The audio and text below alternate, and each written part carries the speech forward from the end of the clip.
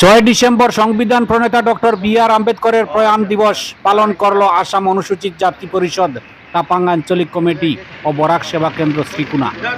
আজ শ্রীকুনা আইটিআই পয়েন্টে সংগঠনের কর্মকর্তারা জমায়েত হয়ে ডক্টর বি.আর. আম্বেদকরের স্থায়ী প্রতিমূর্তিতে মাল্যদান, পুষ্পার্ঘ নিবেদন ও আলোচনার মাধ্যমে দিনটি পালন করেন।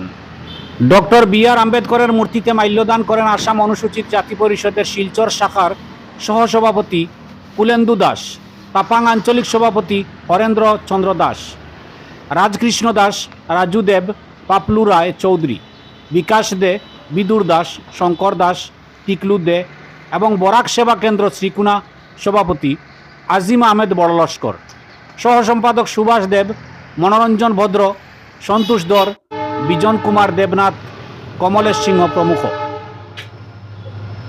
পরে বক্তব্য রাখেন আসাম অনুসূচিত জাতি পরিষদের তাপাং আঞ্চলিক সভাপতি হরেন্দ্র চন্দ্র দাস,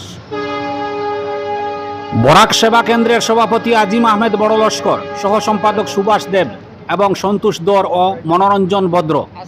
বক্তারা এদিন ডক্টর বি.আর. আম্বেদকরের জীবনের নানা দিক নিয়ে আলোচনা করেন। তারা বলেন, ডক্টর ভীমরাও রামজি আম্বেদকর ছিলেন সমাজ সংস্কারক, অর্থনৈতিক ও সামাজিকভাবে পিছিয়ে পড়া মানুষের উন্নতিকল্পে আজীবন লড়াই করে গেছেন তিনি। তবে তার স্বপ্ন আজও পূরণ হয়নি। সামাজিক ন্যায়, শিক্ষা, স্বাস্থ্য ও বিভিন্ন অধিকার থেকে আজও সাধারণ মানুষ বঞ্চিত। ব্যুরো রিপোর্ট, আমার সোনার কালীগঞ্জ। সংবিধান প্রণেতা ডক্টর বি.আর. আম্বেদকরের মহাপ্রয়াণ দিবস।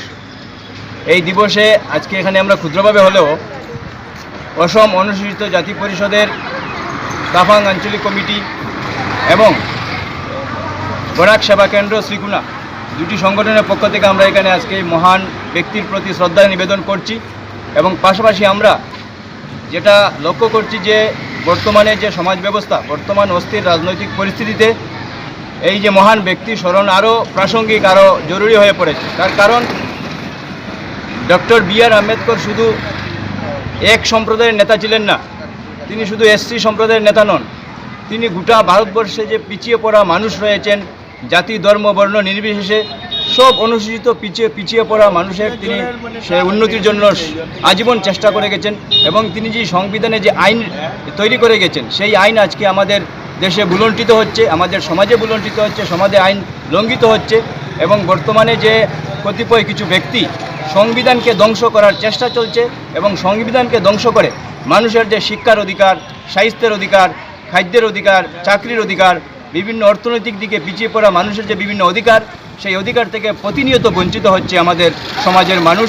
তাই আমরা এখানে আজকে ক্ষুদ্রভাবে হলো এই মহান ব্যক্তিকে আমরা স্মরণ করছি এবং আমরা নতুন প্রজন্মের কাছে আমরা আবেদন করছি যে আপনারাও এগিয়ে আসুন এবং যে ইতিহাস রয়েছে ভারতবর্ষে, যে ইতিহাসে, সেই ইতিহাসে যে গোটা ভারতবর্ষের যে সংবিধান, সেই সংবিধানের প্রণেতা তিনি বিভিন্ন উন্নতিকল্পে তিনি জীবনে যে অস্পৃশ্যতার শিকার হয়েছেন, জাতিভেদ প্রথার শিকার হয়েছেন, সাম্প্রদায়িকতা ভেদাভেদের শিকার হয়েছেন।